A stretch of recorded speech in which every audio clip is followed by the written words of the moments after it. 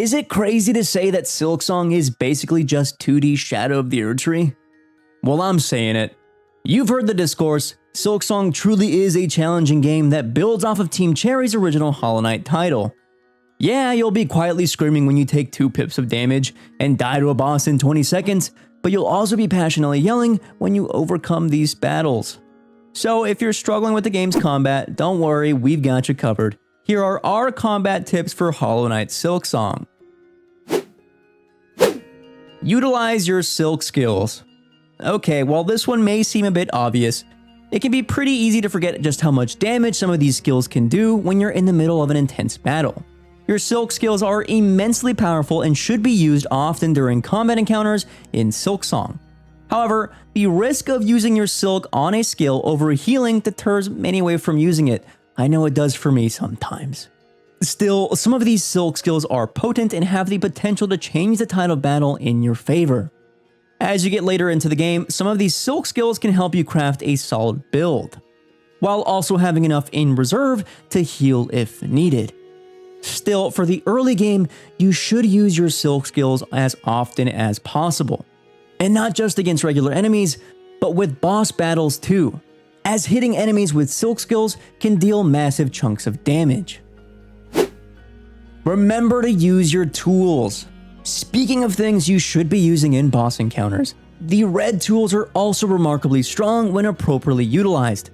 For example, when dealing with a boss who summons adds in the middle of a fight, utilizing a red tool like Sting Shard can help deal massive chunks of damage against those basic enemies. Just 1 or 2 hits after using a Sting Shard can defeat those pesky adds and get you right back into a one-on-one fight with the boss. The downside is of course that red tools also rely on shell shards to replenish them after being used. Even though it can be annoying if you're forced to farm for material, they are in the end worth the asking price as they can do a great deal of things, ranging from increasing Hornet's movement and attack speed, allowing her needle to pierce through hard shells, throwing bombs, and so much more. All in all, red tools are excellent at making some of the more irritating enemies more manageable and are must-use for combat. If you're not really interacting with these, we strongly urge you to try them out as they really are a game changer. Bonus tip that as you get into the late game, don't be afraid to test out new tools you haven't really equipped yet. You can form some strong synergies by equipping tool sets together. Do not sleep on Hornet's dive attack. Because Silksong's exploration is about challenging platforming, then it makes sense that the combat is also reliant on aerial maneuvers.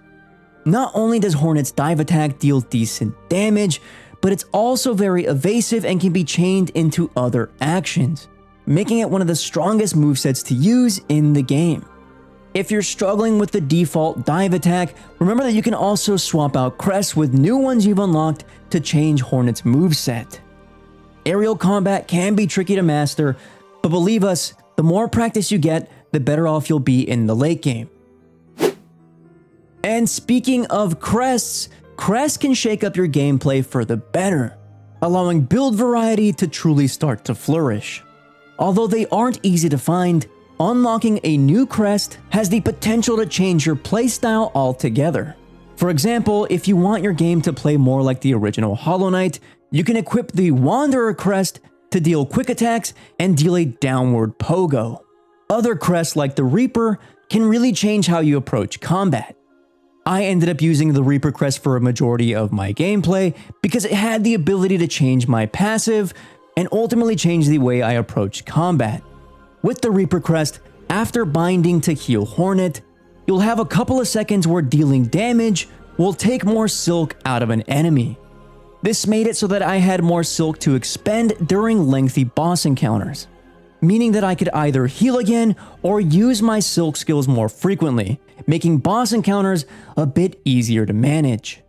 Further, crests will also have different tool layouts, which is crucial to take into consideration when focusing on specific builds. Some crests will prioritize red tools, while some will focus more on blue or yellow. Regardless, if your playstyle relies heavily on using tools or silk, you'll likely have to switch to different crests to maintain and bolster your build. Clashing can be some of the best defense options you'll have in Silksong. While it isn't a traditional parry, clashing with an enemy's attack can negate all damage incoming to Hornet.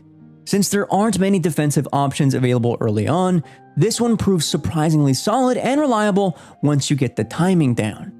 It's not only your fastest option, but it's also the only option you have that can completely negate incoming damage. Since in this game, your dash doesn't have iframes. Again, it's a bit tricky to get a hang of, but it will become second nature once you master the timing and rhythm. And again, as a bonus tip, there is more of a traditional parry that you'll unlock later in the game, but to avoid spoilers, we won't talk about that one just yet. Movement abilities are crucial in combat. While you'll eventually unlock skills like gliding, sprinting, and even clinging to walls, remember that you can also use the environment to your advantage when in combat. For example, sprinting while in the air will allow Hornet to dodge in the direction she's facing. Combining dodging with aerial combat can make it so you avoid having to face a bunch of enemies at the same time and deal massive chunks of damage from above, one at a time. Plus, chaining moves together can be very efficient to get a leg up on combat. With some crests equipped, you can even attack out of a sprint to get up into the air. And that's it for our list of combat tips for Hollow Knight Silksong. Let us know what tips you have for us down in the comments. We'll see you in the next one.